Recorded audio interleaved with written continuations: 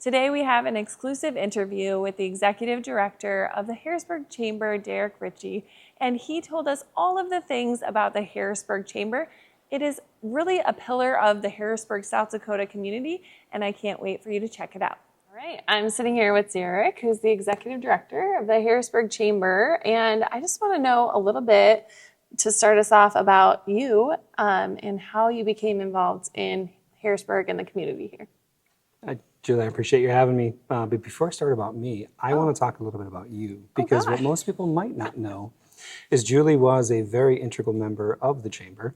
I sadly only had the opportunity to work with you for just a little bit, but you made quite a mark, not just on the Chamber, but also on Harrisburg. But to answer your original question, I so appreciate that. Thank you. well, I think it's important for people to know that, there's different sides to people. I think sometimes when people see them in a chamber environment or a business environment, they forget the personal nature. So I'm really excited about your series. I saw the one on Mayor Wink. I thought that was incredibly well done. Yeah. So the fact that you're highlighting Harrisburg in the way that you are is pretty incredible. Well, it is a community that I absolutely love, so it's really easy for me to do that. And hence why we're here today. Yeah. So how I arrived in Harrisburg and at the Chamber, it was by way of the East Coast originally, moved into South Dakota in 2007. Okay. Spent a bunch of time up in Aberdeen, raised a couple boys up there. One actually just became a jackrabbit here not too long ago, so congrats. We kept him local. Sorry, USD. We got 2 more shots maybe, so maybe we have a coyote and a jackrabbit, but moved to Sioux Falls about a year and a half ago. Okay. And then came across the opportunity with the Chamber as the Chamber was growing and evolving and moving into that next generation. Mm-hmm. Typically, chambers start out as working chambers when they first start out, and then as they grow and more people become involved in it, and more professionals like yourself start moving into a governance role with the Chamber, it now moves towards strategy and how do we grow and connect those businesses together. For sure. So that was always exciting. I am a builder by trade. I like to do maybe not the actual carpentry part of it. That's a business. Building from bottom up. Exactly. We started from the bottom, now we're here. Love it. Not copyrighted. All credit goes to whoever it is that said that. So yeah, that's kind of how I ended up in Harrisburg, and kind of went through the interview process and kind of laid out a vision for what I thought the Harrisburg Chamber could become, and the board thought it was a good one. So. Yeah, well, it's been great. And like I said, short time, I exited the board, but still am very much ingrained in, the Harrisburg Chamber. And I think you have a vision for the future of the Harrisburg Chamber, which is really cool to see that kind of start to progress. So tell us a little bit about like your goals for the Harrisburg Chamber, maybe like big lofty goals, but also like what are we working on? Yeah, I mean, not to quote the movie 300, but I think as the community scales, because it's grown to 10,000, just under 300, 10,300 in the last couple of years, and they look like they're going to scale based on development that's currently there to about 14 or 15,000 in the next 2 or 3 years. That's crazy. With a long-range goal, and this may sound lofty, but it is absolutely possible with what's available for developable land and a few things like that. But they could be knocking on 20 or 25,000 in 10 years, which wild. Seems crazy to go that far in 20 years from about 7,000-ish, up to, just close to 20,000. For sure. So those are the exciting things. Over the next 5 years, we'd like to get, 300 members, as part of the Chamber. We're sitting a little bit over 200 right now. Okay. So looking at some growth over the next 5 years, and that'll come organically as Harrisburg grows. Mm-hmm. But there'll also be communities that are outside of Harrisburg that maybe want to expose their business or offer their services to folks in Harrisburg. Sure. We're working with the city right now on potentially taking Harrisburg Days to the next level, potentially. I love that idea. So that'll be super exciting. Yeah. We're part of a committee of some folks with the Chamber and then also some folks with the city to see how we can do that. And then to kind of expand more quality of life events. We just had a bingo, which is our first annual bingo. Oh my gosh, that Friday. was wild. Yeah, that's right, you were there. Yeah. I was shocked with how many people came. So it was super exciting to see that much involvement. And it was so cool to be able to expose the chamber members to that many people. We were Yeah. expecting about 130 to 150, Yeah. and we ended up with about 207. So Holy cow. I know it was No, just people get crazy. about their bingo. They really do. We had a couple of folks that maybe thought they had bingo when they didn't. Oh, I know. So that was kind of cute. And then we had a couple of kids actually win too. And Yeah, my kiddo won, and he was super jazzed. Like, he's like, "We're gonna play bingo again, right, Mom?" he was funny. He even allowed me to play Let's Make a Deal with him, because originally there was a mystery box, but then we're like, well, let's make it fun. So we had a box, a bag, or an envelope, and he picked the envelope and walked away with some cold hard cash. He wanted the money. He did. He did. For sure, for sure. So, like, how do you foresee, I guess, explain how the chamber is involved in the community? Because I feel like when I first became a member, I didn't quite understand, the benefit of the chamber, and until I got really ingrained in the board, like, to see how it really affected. I don't think, like, the general public really knows, like, why we have a chamber and what we do. Yeah, a good chamber focuses on three things. It focuses on education, it focuses on experience, and it also focuses on exposure. So on the education front, there's a lot of things that you can do from an educational standpoint, but some of the folks at the smaller business, or I'll say the startup businesses, maybe don't have the capital to invest in some of your more elevated education, whether it's strategic planning or sales training and things of that nature. So what a chamber can do is facilitate bringing an expert or two into the community that each of those businesses can pay just a fraction of what they would normally pay to bring that expert in. Mm-hmm. So that's where it benefits at the startups phase of the business, Sure. but also exposing them through chamber luncheons, chamber networking events, because when you first start a business, you start it with a passion, but you maybe don't have a network of people. Right. So what I like to say is, a chamber in a perfect world, you bring the passion, we'll bring the people. So then now when you start talking into experience, now how do we take that business and expose them to the larger community? Yeah. That's through different fundraisers that we do. It might be through trick-or-treating events. It might be through, we do a bike giveaway during an Easter event. And so people get to see these businesses not necessarily in selling mode, but Sure. in service mode. Yeah. And so then the final piece of that is going to be, how do we now connect and make almost mini networks? So a real estate agent typically will work with an insurance agent. For on the homeowner side, maybe inspection, maybe somebody who sells garage doors. Yeah. Now we take the flip side of that. We look at somebody who has a restaurant. Okay, they're looking for folks that are either going to come in and dine on a regular basis because they're working more on, I need you to come in more than just that one time. Or if they've got event space, how can we expose some of our businesses to have events at their location? Okay, sure. Could be a building supply house, where the building supply house, maybe folks only see them when they're walking in to buy paint or to buy Sure. lumber, but they don't necessarily think of them as being the people that can also do some fun events for kids. Yeah. Yeah, we do a hometown holidays event, which I know you were a part of. Yeah.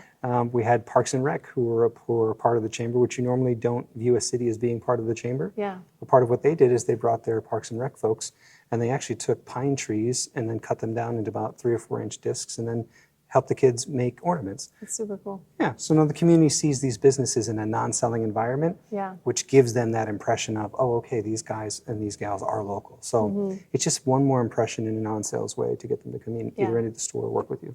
I think one of the things that I love about being involved in each of those like individual events is just getting to see the people in the community, the kids. Like, I love like the trick or treat event because you get to see them all in their costumes, and like maybe it's not exactly bringing business to me directly, right? But it's just reinforcing that, I am a member of the community and I want to give back to that community. So I think that there's so many cool ways that the chamber lets us be out in the community without having to like create the event ourselves or things like that.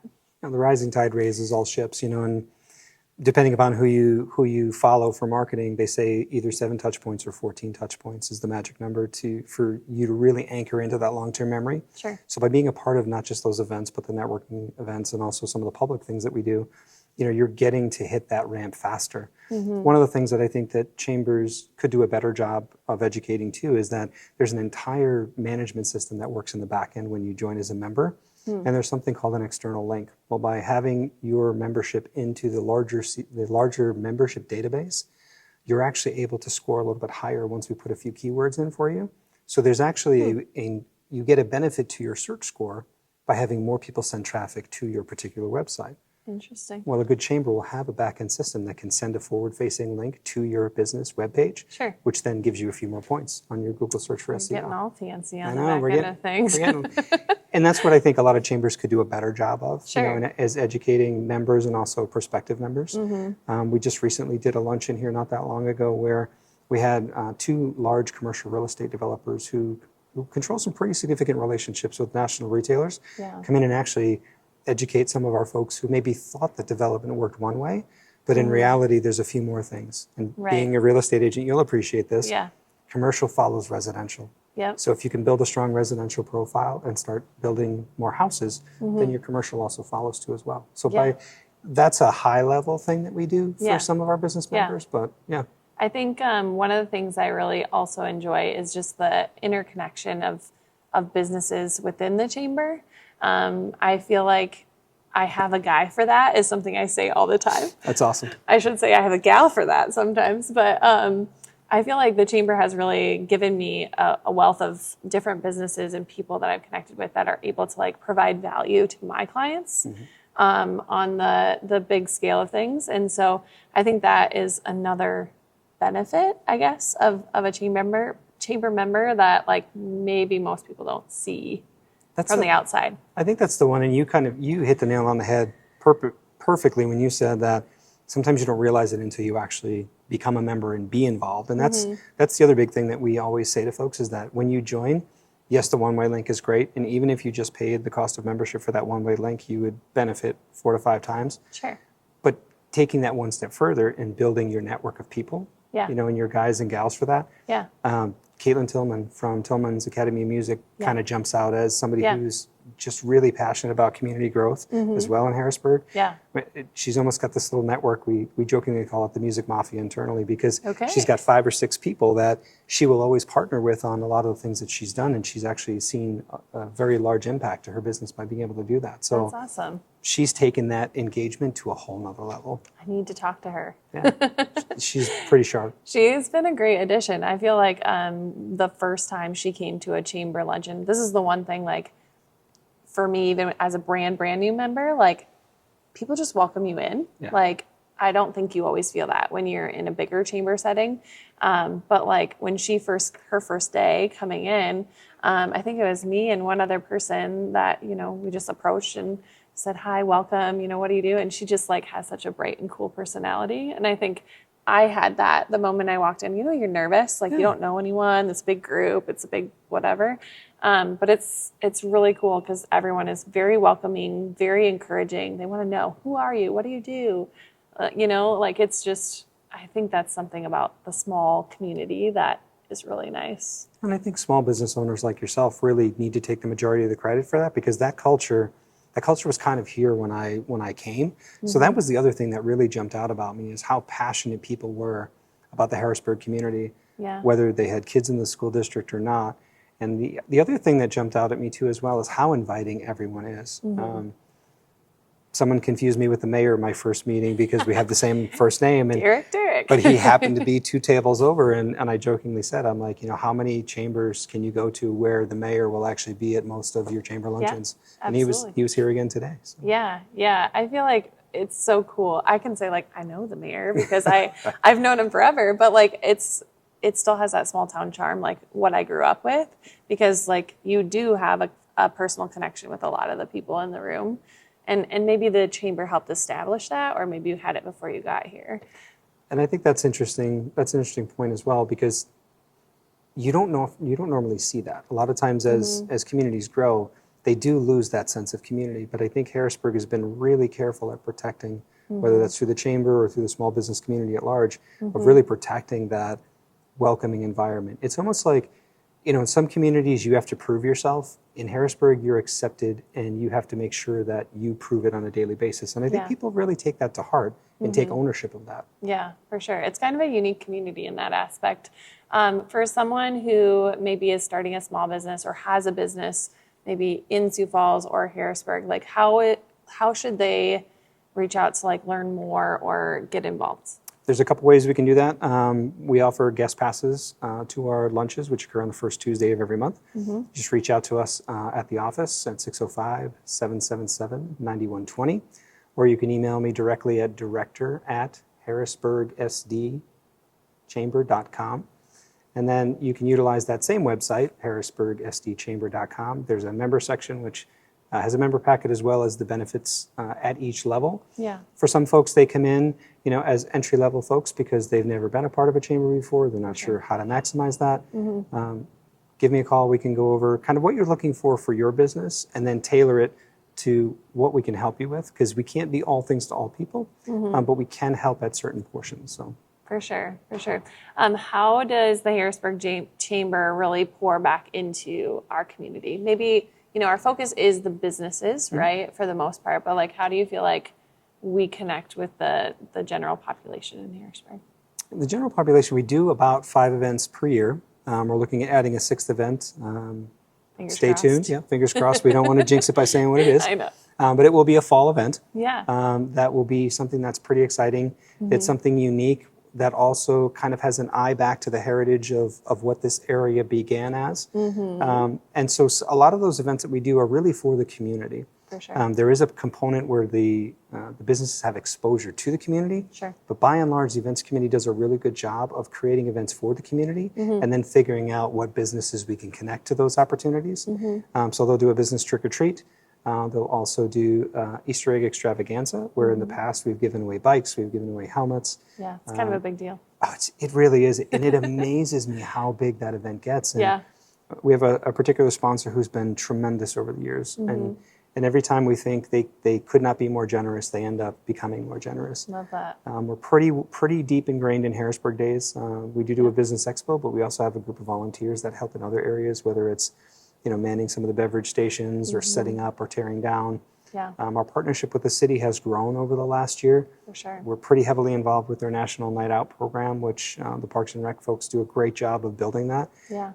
Really, we're just a megaphone to send it out to people. Sure. They do 95% of the legwork there, but we have a table and a tent there where we're engaged with the community.